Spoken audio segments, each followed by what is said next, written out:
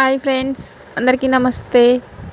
మీరు చూస్తున్నారు కదా, ఒక రకమైన బంతి పువ్వులు.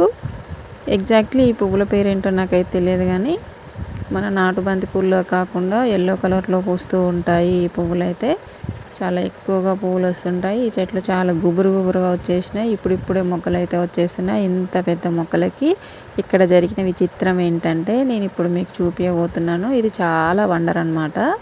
మీరే చూస్తే ఆశ్చర్యపోతారు. ఇవన్నీ మొక్కలుగా ఉన్నప్పుడు చాలా పెద్దగా పుట్టి తెలుపుగా గుబురుగా వచ్చేసినాయి. మొగ్గలు మాత్రం గిత్తిగానే వచ్చేసి ఇప్పుడిప్పుడే పువ్వులు ఇచ్చుకోవడానికి రెడీగా ఉన్నాయి. కానీ మీరు ఇక్కడ చూస్తున్నారు కదా, ఇది ఒక కొమ్మ ఒక చెట్టు నుండి ఇరిగి పడిపోయిన కొమ్మ. ఈ కొమ్మ అనేది భూమిలో నాటడం వల్ల బతికిపోయింది. చెట్టు నుంచి ఎరిగి ఊడిపోయిన కొమ్మని భూమిలో నాటితే బతికింది. తర్వాత నెక్స్ట్ వేరే కొమ్మ కూడా అలాగే పడిపోతే దాన్ని పెట్టేసాం, కానీ దానికి వాటర్ సరిగా అందలేదేమో, అదైతే బతకలేదు.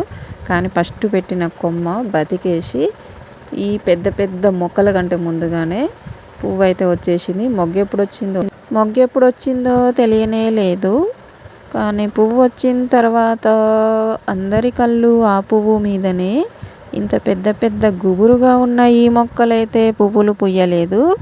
చెట్టు నుంచి ఇరిగి కింద పడిన కొమ్మని భూమిలో నాటితే బతికిన కొమ్మ వీటికంటే ముందుగా పువ్వులు పూసింది. అది చాలా ఆశ్చర్యపరిచినటువంటి విషయము. తల్లి కంటే పిల్లనే ముందుగా పిల్లలు పెట్టేసిందా అని పక్కన ఆంటీ చెప్పేసి నవ్వుతుందన్నమాట. ఇలా జరిగింది.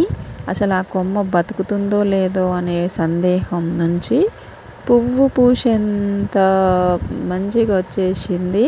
అసలు మొగ్గ వచ్చిందో తెలియదు, పువ్వు ఎప్పుడు వచ్చిందో తెలియదు. కానీ పొద్దున్నే ఇంటి ముందల ఎల్లో కలర్లో చాలా అందంగా కనిపిస్తూ ఉన్నది ఈ పువ్వు.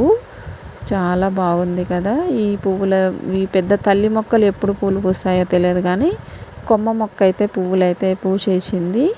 నిజానికి ఏ దిక్కు లేని వాళ్ళకి దేవుడే దిక్కు అన్నట్టు వాళ్ళే ఎక్కువగా వృద్ధిలోకి వస్తారు.